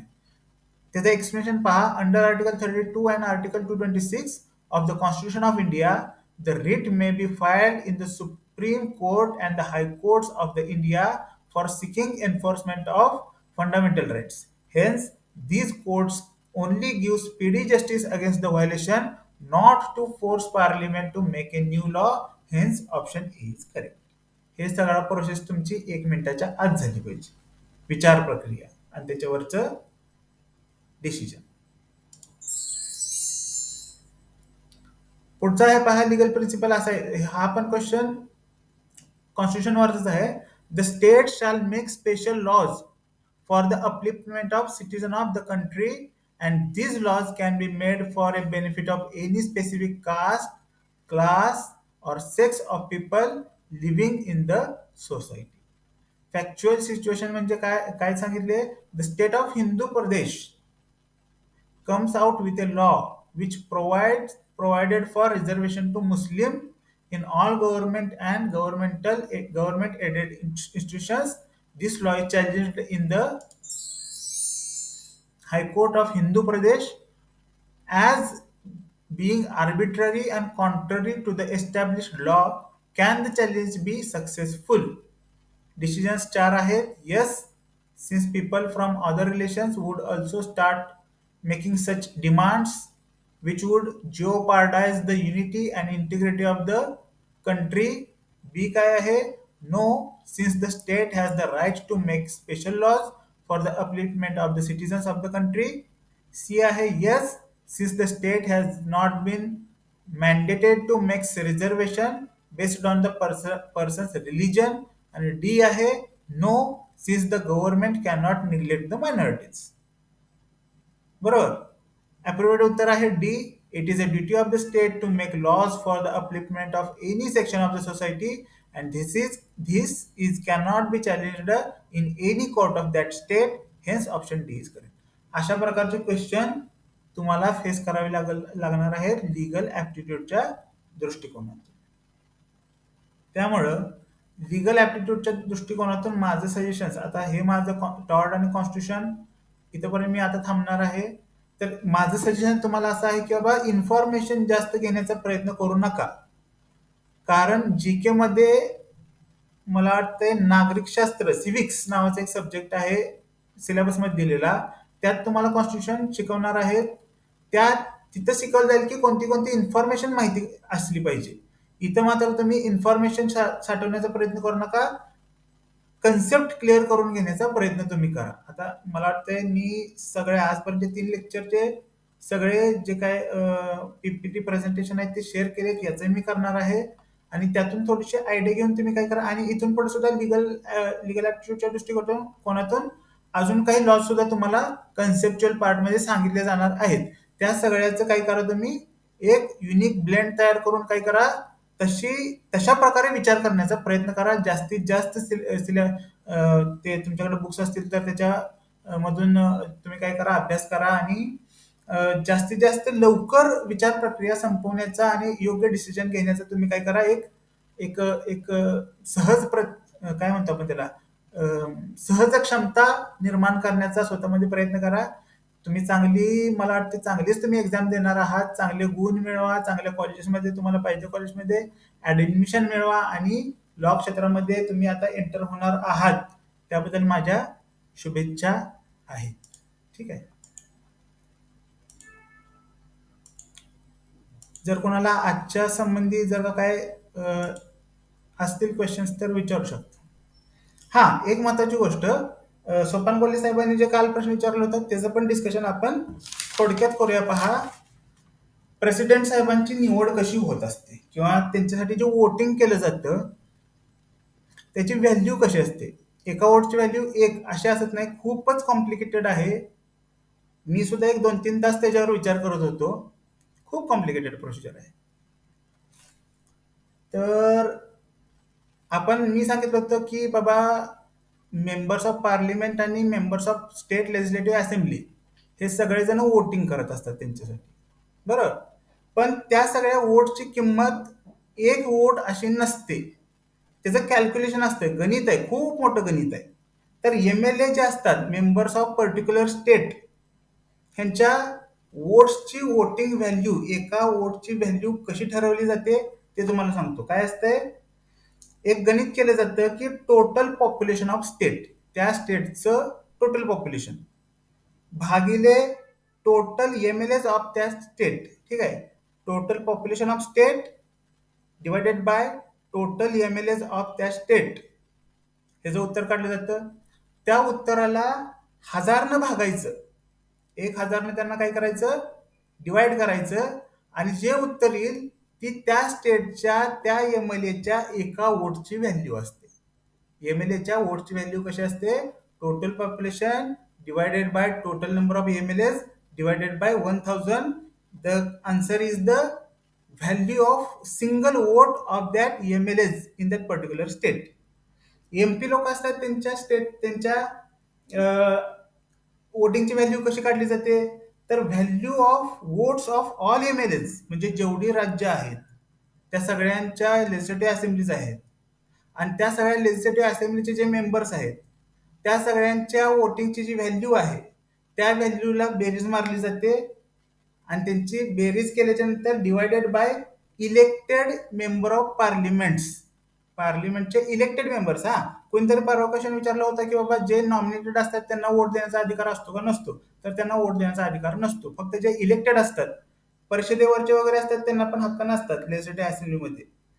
तर जे इलेक्टेड असतात तेच इथं मतदान करू शकतात. ठीक आहे, तर total value of all MLAs भागिले इलेक्टेड मेंबर ऑफ पार्लिमेंट्स, हे जे उत्तर येतं ते मेंबर ऑफ पार्लिमेंटच्या एका वोटचं व्हॅल्यू असते. बरोबर. आता ते काय करतात, मतदान करतात आणि मतदान केल्याच्या नंतर एक consider amount of voting value त्या प्रत्येक उमेदवाराला मिळत असतात. ठीक आहे, आता ती वोटिंग व्हॅल्यू कशी काय करायची, समजा वोटिंग व्हॅल्यू कशी काय करायची, कॅल्क्युलेट करायची मतदान केल्याच्या नंतर. ती कसं ठरतं, valid votes value divided by 2 + 1 अशा प्रकारे ती व्हॅल्यू काय केली जाते, म्हणजे ठरवली जाते. आणि त्या व्हॅल्यूचे वोटिंग कुणाकुणाला पडले, ज्यांना त्याच्या वरचे व्हॅल्यू त्या वोटिंग व्हॅल्यूचे जे काय अमाऊंट आहे, ठीक आहे, त्याच्यापेक्षा जास्त ज्यांना वोटिंग व्हॅल्यू मिळालेली आहे ते ऑब्विसली काय होतात तिथं, म्हणजे प्रेसिडेंट ऑफ इंडिया होतात. पण कधी काय समजा एकापेक्षा जास्त लोक उमेदवार असतात, उदाहरणार्थ समजा 4 जण उमेदवार आहेत आणि त्यासाठी काय करावं लागतं, वोटिंग व्हॅल्यूचा प्रिफरन्स द्यावा लागतो की बाबा ह्या वोटिंग व्हॅल्यू ज्याला आहे त्याचा मला फर्स्ट प्रिफरन्स आहे. प्रत्येक काय असतं, मेंबर ऑफ पार्लिमेंट आणि स्टेट लेजिस्लेटिव्ह असेंब्लीचे जे कोण मेंबर्स असतात ते काय करतात, आपलं वोट आणि प्रिफरन्स देतात की बाबा ह्या उमेदवाराला माझा पहिला प्रिफरन्स आहे, त्या उमेदवाराला दुसरा आहे, तिसऱ्याला एवढा, चौथ्याला एवढा. अशा प्रकारे काय केलं जातं, त्यांना प्रिफरन्स दिला जातो आणि वोटिंग केलं जातं. जर समजा 4 जण असतील आणि चौघांना पण ती जी काही minimum requirement of voting value आहे ती मिळत नसेल तर तिथं प्रिफरन्स काय केला जातो, बघितला जातो आणि ज्याला सगळ्यात कमी प्रिफरन्स आहे त्याला काढून टाकलं जातं आणि त्याला जी वोटिंग व्हॅल्यू मिळालेली आहे त्याचं डिस्ट्रीब्युशन त्या तिघांमध्ये केलं जातं. तरी पण समजा ती consider amount of voting value मिळत नसेल, voting valid votes value divided by 2 + 1 ह्या टाईपमध्ये अजून सुद्धा कोणी एलिजिबल नसेल तर सगळ्यात कमी ज्याला वोटिंग व्हॅल्यू मिळाली त्याला काढून टाकलं जातं आणि ती जी काय व्हॅल्यू असते ती दोघांमध्ये काय केली जाते, इक्वली डिस्ट्रीब्युट केली जाते. आता त्याचं पण एक वेगळं गणित आहे, ते कधीतरी नंतर चान्स मिळाला तर आपण सांगूया. आणि त्यानंतर सिंगल ट्रान्सफरेबल वोटिंग व्हॅल्यू, त्यानंतर जे कोण त्या ह्याला म्हणजे दोघंच राहिले आणि एकाला जर का त्या वोटिंग व्हॅल्यूपेक्षा जास्त व्हॅल्यू पडत असतील +1 जेवढी रिक्वायर आहे दोघांच्या टाय व्हायला त्यापेक्षा एक जरी वोटिंग व्हॅल्यू जास्त असेल तर त्यांना प्रेसिडेंट ऑफ इंडिया निवडले जाते. अशा प्रकारचे खूप लेंदी. आणि आता मला असा प्रश्न पडलाय की भारत हा पार्लिमेंटरी टाईप ऑफ गव्हर्नमेंटचा देश आहे, त्यांच्यासाठी प्रेसिडेंटना निवडण्याची एवढी कॉम्प्लिकेटेड का ठेवलेली आहे काय माहित नाही, पण आहे ते आहे. अशा प्रकारची काय आहे, अशा प्रकारची एक प्रोसिजर तिथं प्रेसिडेंट साहेबांच्या म्हणजे इलेक्शनसाठी काय असते फॉलो केली जाते आणि त्यानंतर त्यांना निवडलं जातं. सोपान गोरे सर, झालं ना तुमचं समाधान? म्हणजे okay sir. Okay, Thank you. Thank you. आणि सर एक आपण पाहिलं इंडिपेंडंट नॉन कॉन्स्टिट्यूशन बॉडीमध्ये माहिती आयोग येतो का? कोणता काय म्हटलं? माहिती आयोग, केंद्रीय माहिती आयोग नॉन कॉन्स्टिट्यूशन बॉडीमध्ये. पहा, काही बॉडीज ज्या आहेत त्या ज्यांना कॉन्स्टिट्युशनल एक्झिस्टन्स असतो, काही असतात त्या नॉन कॉन्स्टिट्युशनल असतात पण त्यांना स्टॅट्युटरी एक्झिस्टन्स असतो. ठीक आहे, की त्या आयोगाची स्थापना होत असताना एक कायदा पास होतो आणि त्या कायद्यानुसार त्यांची काय असते, एस्टॅब्लिशमेंट आणि प्रोसिजर चालत असते. जर एखादी इंडिपेंडंट बॉडीची तरतूद कॉन्स्टिट्यूशन मध्ये नसेल तर हमखास त्याची तरतूद कुठे असते, स्टॅट्युटरी ऑथॉरिटी म्हणून त्याची तरतूद असते. एक सॉरी, मी ह्या प्रश्नाचं उत्तर देऊ शकत नाही कारण आणि पुढची कमिटमेंट मी करणार नाही कारण माझे शेवटचे लेक्चर आहे कदाचित. तर अशा वेळेस म्हणजे तुम्हाला चुकीची माहिती देणं मला तितकंसं योग्य वाटत नाही. सॉरी, आणि मी पुढच्या लेक्चरची पण काही कमिटमेंट करू शकणार नाही. Okay sir. ठीक आहे, जर सगळ्यांचे प्रश्न झाले असतील तर काय करूया आपण? हा,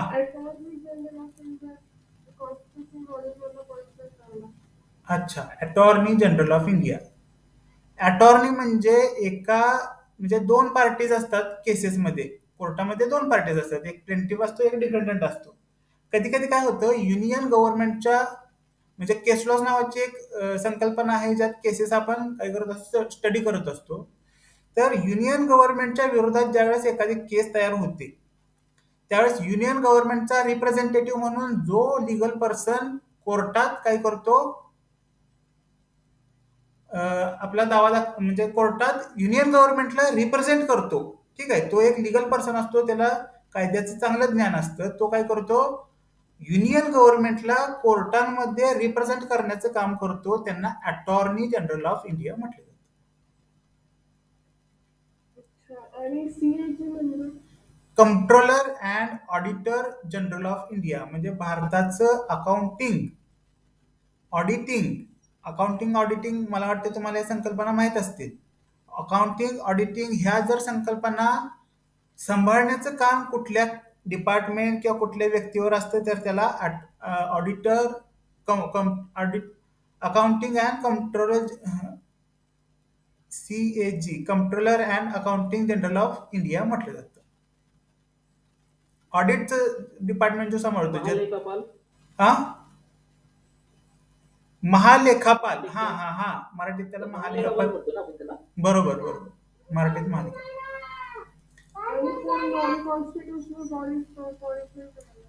काय विचारताय?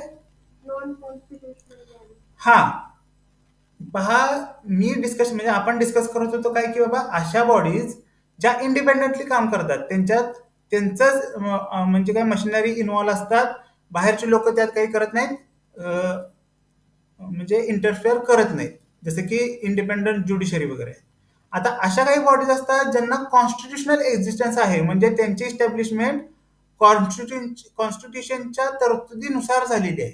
त्यांना काय केलं जातं, कॉन्स्टिट्युशनल बॉडीज म्हटलं जातं. आता असे काही हे आहेत, बॉडीज आहेत ज्यांची तरतूद कॉन्स्टिट्यूशन मध्ये नाही पण एखाद्या कायद्यानुसार त्यांचं कामकाज चालतं. ठीक आहे, तर तसे जे कोण इंडिपेंडंट बॉडीज आहेत पण कॉन्स्टिट्युशनल एक्झिस्टन्स नाही, स्टॅट्युटरी एक्झिस्टन्स आहे, त्या बॉडीजना नॉन कॉन्स्टिट्युशनल इंडिपेंडंट बॉडीज म्हटलं जातं. इंडियाचे जे फर्स्ट प्रेसिडेंट होते डॉक्टर राजेंद्र प्रसाद, त्यांना प्रेसिडेंट म्हणून निवडताना तुम्ही जी मगाशी प्रोसेस सांगितली होती त्या पद्धतीनं निवडलं होतं की संविधान समितीचे अध्यक्ष आहेत म्हणून जास्त? त्या लोकांना मला वाटतं काय झालं, पहिल्यांदा कॉन्स्टिट्युएंट असेंब्लीची स्थापना झाली होती आणि त्यानंतर मला वाटते बऱ्याच वर्षानंतर कॉन्स्टिट्युएंट असेंब्ली 1954 ला कॉन्स्टिट्युएंट असेंब्लीची स्थापना झाली मला वाटते. नाही, 54लाच, आणि नाही त्याच्या आधी, आणि कॉन्स्टिट्युशन असेंब्ली डिझॉल्व्ह झाली 1957ला. तर त्यावेळेस पण काय होते, ते अध्यक्ष होते कॉन्स्टिट्युएंट असेंब्लीचे आणि कदाचित ते, मी नक्की नाही सांगू शकणार, पण कदाचित ते त्यावेळेस राष्ट्रपती असतील, नक्की मला माहित नाही. पण हीच प्रोसिजर पहिल्यापासून फॉलो केली जाते. कारण एक माझ्याकडनं असं राहिलं सांगायचं, ही इन्फॉर्मेशन मला मिळाली, पण ही कुठल्या कायद्यात लिहिली आहे त्याबद्दल अजून मी सुद्धा कन्फर्म नाही. कुठंही प्रोसिजर सांगितलेली आहे, प्रोसिजर मी बघितली, युट्यूब बघितलं, गुगल बघितलं, काही पुस्तकं चाळली, बेर ॲक्ट चाळले आणि त्यानंतर प्रोसिजर काढली. पण ह्या प्रोसिजरची तरतूद कुठं आहे हे अजून पण मला कळलेलं नाही. त्यामुळे त्यांच्या वेळेस म्हणजे कोणती प्रोसिजर फॉलो केली होती, कोणत्या प्रोव्हिजन्स नुसार फॉलो केली होती किंवा काय प्रोसिजर फॉलो केली होती, ही तसं सांगणं अवघड आहे. Okay sir, thank you. हा बोला. सर तुम्ही आता सांगितलं ना, हा बोला काय. हॅलो. हा बोला. लिगल प्रश्न आहेत सर, हा तर त्यासाठी पुस्तक कुठलं चांगलं आहे की ते करून होईल? कशासाठी? हा अमुक काय बोलताय? एक मिनिट अंजली, एक मिनिट. काय अमुक, जरा व्यवस्थित बोला, काय ऐकू येत नाही.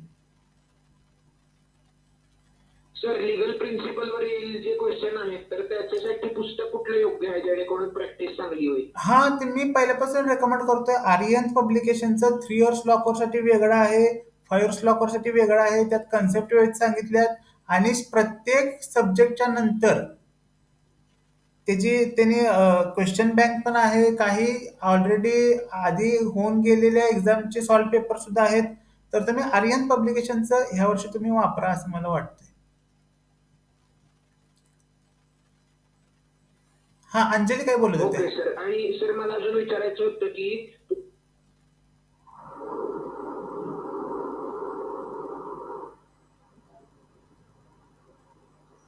हॅलो. हा बोला अंजली.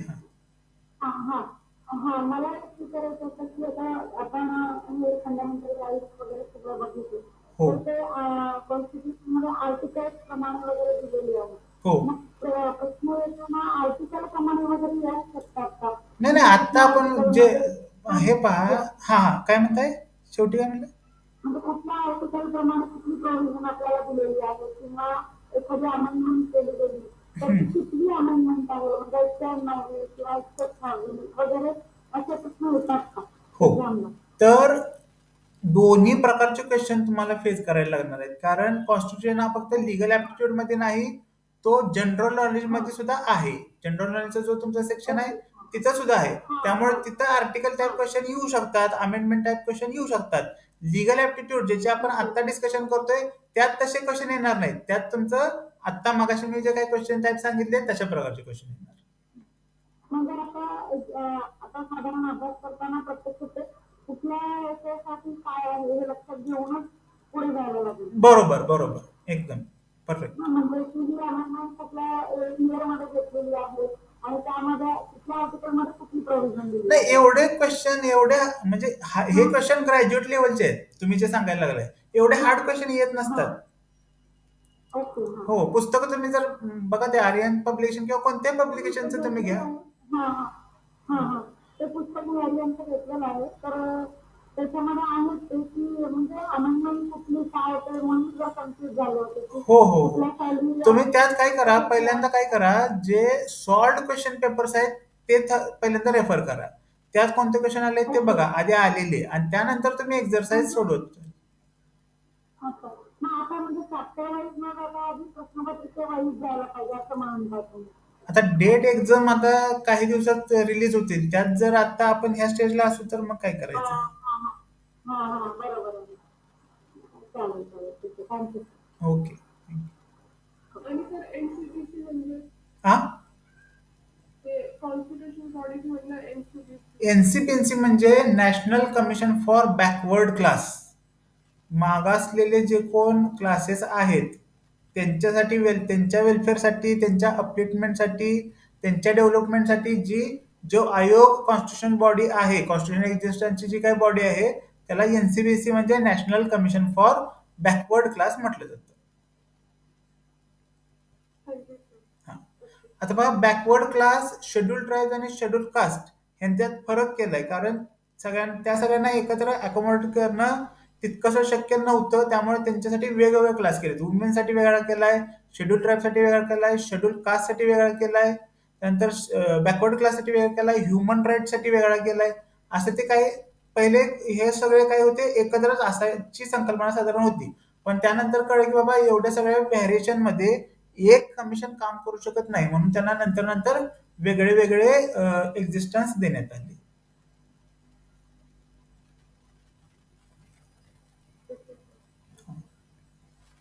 सर, मग मला तुम्हाला हे विचारायचं होतं की एखाद्या व्यक्तीचे जज बनायचा जो कार्यकाल आहे तो संपलेला आहे. तर आपल्याला माहिती आहे सुप्रीम कोर्टचे जज प्रॅक्टिस करू शकत नाही स्वतःची, म्हणजे प्रायव्हेट प्रॅक्टिस सुरू करू शकत नाही. मग तोच नियम हायकोर्ट आणि जे स्थानिक जे आहेत त्यांना लागू पडतो का, पहिला प्रश्न. आणि दुसरा प्रश्न असा आहे की एखादी व्यक्ती म्हणजे वयात पण बसते, एकदा जज झालेली आहे, तर तीच व्यक्ती पुन्हा एकदा जज होऊ शकते का? कोणती जज म्हणजे हायर ज्युडिशरी मध्ये बोलताय का लोअर ज्युडिशरी मध्ये? कन्सेप्ट तुम्हाला क्लिअर आहे? पण एक्सप्लेन केलं तर प्लीज. एखादा व्यक्ती जज झाल्यानंतर तो प्रॅक्टिस करू शकतो का, असं? हा, बरोबर ना.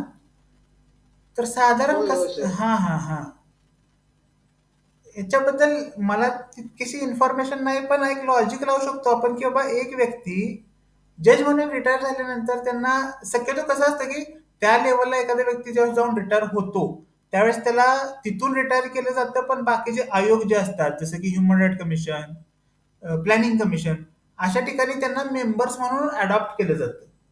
ठीक आहे. तर असे म्हणजे काय करता जातात, त्या लेवलच्या लोकांना तिथे ते नंतर अडॉप्ट म्हणजे काय केल्याच्या नंतर रिटायरमेंट नंतर सुद्धा बाकीची कामं सोपवली जातात. ठीक आहे, ऑनररी बेसिसवर. तर त्यामुळे ती चांगली कामं मिळत असताना प्रॅक्टिस कोण करेल, असं मला एक लॉजिकली वाटतंय. सर, मी याविषयी रीड केली, त्यामध्ये हा प्राजक्ता काय सांगतात? अंजली एक मिनिट. न्यायाधीश झाल्यानंतर अथवा न्यायाधीश म्हणून रिटायर झाल्यानंतर नंतर वकील की आपण करू शकत नाही. करू शकत नाही का? म्हणजे ते प्रोव्हिजन तुम्ही कुठे वाचली? मी हायकोर्ट आहे, तर मी माझ्या म्हणजे आता मी बघितलेलं आहे क्लासेस आहेत पण तिचे टुरिझम आहे डिस्ट्रिक्ट कोर्टात काम करत होते सांगलीमध्ये, आणि ते प्रॅक्टिस करतात आता सध्या. हो, करू शकतात ना. हा, म्हणूनच मी क्वेश्चन काय विचारला उलट क्वेश्चन की बाबा तुम्ही हायर ज्युडिशरी बद्दल बोलताय का लोअर ज्युडिशरी बद्दल? कारण लोअर ज्युडिशरी मध्ये ते लोक काम करू शकतात, हायर ज्युडिशरी मध्ये काम हा हायकोर्ट सुप्रीम कोर्टचे जजेस हो हो.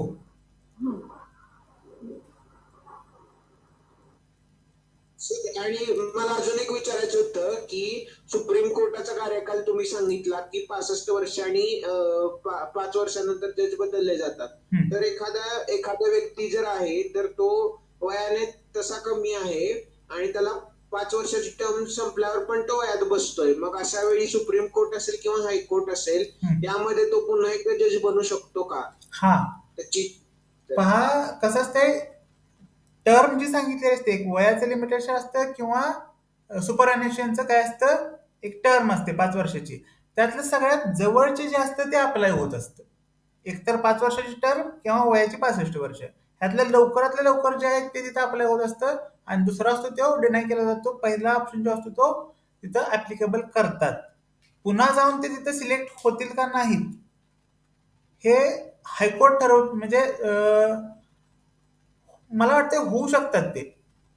एकदा त्यांची टर्म संपली तरी सुद्धा ते जस्टिस म्हणून काम करू शकतात असं वाटतंय मला.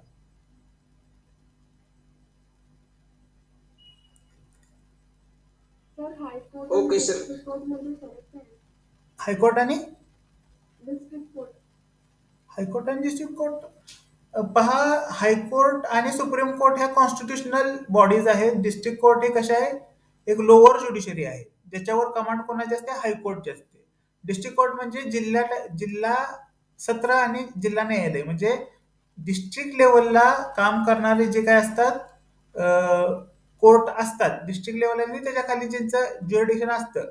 म्हणजे पहा, JMFC म्हणजे judicial magistrate first class, civil जज junior division, senior division, chief judicial magistrate, metropolitan magistrate, ह्यांच्या सगळ्यांवर म्हणजे वॉच ठेवण्याचं काम कोण करत असतं, आणि जिल्हा न्यायालय ह्यांच्यावर वॉच ठेवण्याचं काम त्या त्या राज्याची हायकोर्ट करत असतं. हायकोर्ट ही काय आहे, एक हायर ज्युडिशरी आहे, ज्याला कारण त्याला कॉन्स्टिट्युशनल काय आहे, एक्झिस्टन्स आहे. हे जे लोअर ज्युडिशरी असतात ते राज्य टू राज्य कदाचित त्यांची म्हणजे विभागणी वेगवेगळी असू शकते. जसं की काय आपल्याकडे पास सगळ्यात लोअर ज्युडिशियल ऑफिसर जो असतो त्याला JMFC म्हटलं जातं, ज्युडिशियल मॅजिस्ट्रेट फर्स्ट क्लास. काही काही राज्य असे आहेत जिथं ज्युडिशियल मॅजिस्ट्रेट सेकंड क्लास नावाची सुद्धा एक पद आहे ज्युडिशरीमध्ये. आपल्याकडे काय केलंय, ज्युडिशियल मॅजिस्ट्रेट सेकंड क्लासचे जे काही पॉवर्स आहेत ते ऍडमिनिस्ट्रेटिव्ह ऑफिसर जे आहेत, डिस्ट्रिक्ट मॅजिस्ट्रेट त्यांना दिलेले आहेत, किंवा तालुका मॅजिस्ट्रेट, तालुका एक्झिक्युटिव्ह मॅजिस्ट्रेट म्हणून त्यांना, जे कलेक्टर तहसीलदार असतात, नायब तहसीलदार वगैरे, त्यांना पेटी केसेस हँडल करण्यासाठी ज्युडिशियल मॅजिस्ट्रेट सेकंड क्लास नावाची जी पोस्ट आहे ते इथं एक्झिक्युटिव्ह बॉडीला दिलेली आहे. असे हायकोर्ट काय करू शकतात, त्या त्या राज्यामध्ये कुणाला कुठला दर्जा द्यायचा हे ठरवू शकतात.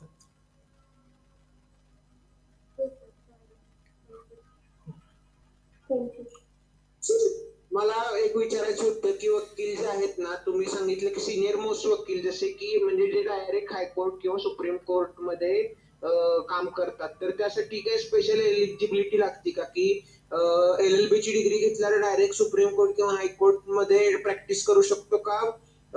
त्याला एक ठराविक प्रोसिजर म्हणजे आहे की ते त्याच्यानंतरच हायकोर्ट आणि सुप्रीम कोर्टात लॉयर म्हणून प्रॅक्टिस करता येते? तर मी त्यावेळेस क्वालिफिकेशनच्या वेळेसच सांगितले होते की एखादा व्यक्ती ज्याला हायकोर्टचं काय करायचं आहे, जस्टिस व्हायचं आहे, किंवा एखाद्या व्यक्ती ज्याला सुप्रीम कोर्टमध्ये न्यायमूर्ती म्हणून काम करायचं आहे, त्यानं कमीत कमी 10 वर्ष एका हायकोर्टमध्ये स्टँडिंग प्रॅक्टिस केली पाहिजे. ठीक आहे, स्टँडिंग प्रॅक्टिस महत्वाचा हा शब्द आहे. याचा अर्थ माहिती आहे का तुम्हाला, स्टँडिंग प्रॅक्टिस?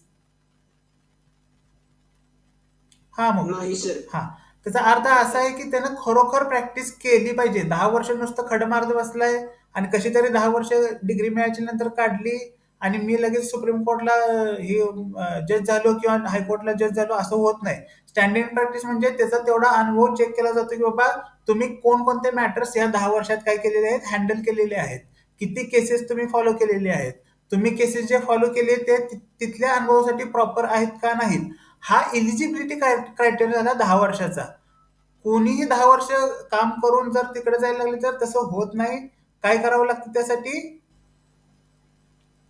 त्यासाठी खरोखर स्टँडिंग प्रॅक्टिस नावाची जी कन्सेप्ट आहे ती फॉलो करावी लागते.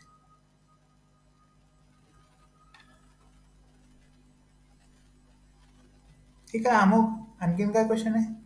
Thank you sir.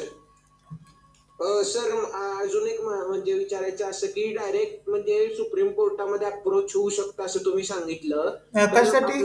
ऍडव्होकसीसाठी का जज होण्यासाठी?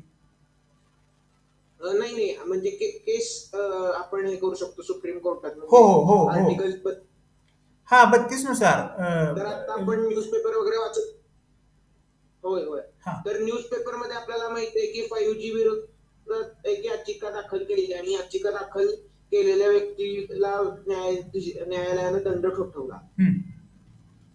तर त्यासाठी असं पण जर तुम्हाला एक सांगतो, ज्यावेळेस तुम्ही न्यूजपेपर किंवा न्यूज चॅनल बघत असता तर त्याच्यावर विश्वास न ठेवता काय केलं पाहिजे, ऑथेंटिक साइट्स, ऑथेंटिक सोर्स असतो तिथे ती पडताळून पाहिली पाहिजे. ह्याचं उत्तर काय माहिती का, मागच्याच 2 वर्षापूर्वी असं रिझॉल्युशन पास झालं, असा कायदा निघाला, कुणी उठून यायचं आणि काय पब्लिक इंटरेस्ट लिटिगेशन PIL किंवा रिट दाखल करायचं.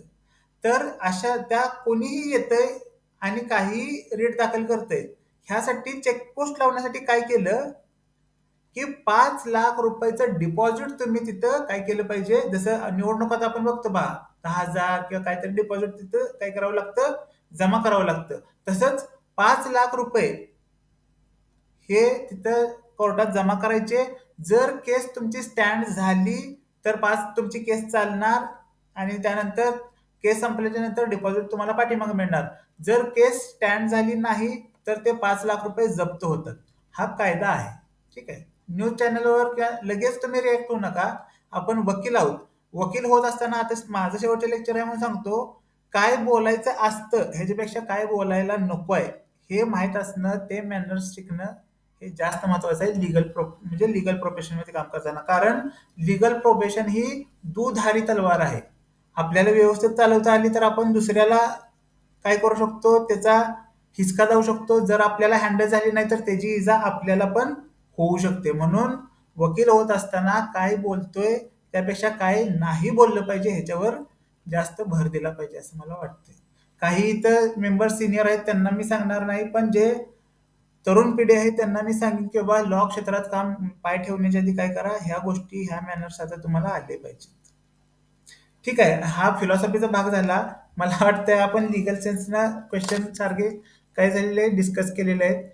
माझ्या शुभेच्छा पुन्हा एकदा तुम्हा सगळ्यांना आणि चांगली मार्क मिळवा, चांगला अभ्यास करा, चांगली कॉलेजेस तुम्हाला मिळवतात अशी अपेक्षा करतो आणि थांबतो. Okay, sir thank you. सर हा, थँक्यू सर. माझी अशी रिक्वेस्ट होती की तुमच्याकडे जर कुठला क्वेश्चन पेपर असला तर ते सेंड करा. आणि सर 3 इयर्स आणि 5 इयर्स LLB ची एंट्रन्स जी असते तर 3 इयर्स वाल्यांना जरा वास्ट किंवा अवघड पेपर असतो किंवा 5 इयर्स वाल्यांना जरा सोपं असं काही असतं का, सगळ्याला सेमच असतं? नाही, सेम तुमच्या बुद्धीची लेवल जे आहे त्या प्रकारानं तुमच्यासाठी क्वेश्चन पेपर सेट केला जातो. 5 इयर्स मध्ये 10 मार्काला बेसिक मॅथमॅटिक्स आहे, 3 इयर्स वाल्यांना मॅथमॅटिक्स नाही, एवढाच फरक आहे. सर तुम्ही जे अरिहंत बुक सांगितलंय ते आहे माझ्याकडे, एक्स्ट्रा बुक रेफर करायची गरज आहे की नाही? आवश्यकता नाही. तेवढं तुम्ही हॉनेस्टली त्याचा अभ्यास करा, सिन्सिअरली, तुम्हाला चांगले रिझल्ट मिळतील. ठीक आहे. आणि आपल्या शेवटी आपली अकॅडमी पण आहे, तुम्हाला मार्गदर्शन करणारे संवाद क्वेश्चन क्लासेस आहेत, प्रोफेशनल अकॅडमी आहेत. पुढे जाऊन सुद्धा तुम्हाला त्याचं मार्गदर्शन होणारच आहे. तर इथं तुम्हाला जे मार्गदर्शन केलं जाते त्या बेसिसवर तुम्ही सेल्फ स्टडी करा आणि चांगली मार्क, चांगला रिझल्ट तुम्हाला त्या बेसिसवर मिळू शकतो. हॉनेस्टली करा. सुप्रीम कोर्टचं शिकवत होते तेव्हा त्यात एक्स्ट्राचं पण लय होतं, तर आम्ही एकदम डेप्थ मध्ये जायची गरज नाही. डेप्थ म्हणजे पहा, आता लेक्चर्स तुम्हाला ज्या लेवलचे सांगतायत कळतंय ना, हो, तर त्याच डेप्थनेसचे क्वेश्चन तुम्ही काय करा किंवा ती इन्फॉर्मेशन तुम्ही ग्रॅब करण्याचा प्रयत्न करा तिथे. हो, पहा लिगल. हा, थँक्यू. Thank you sir. थँक्यू.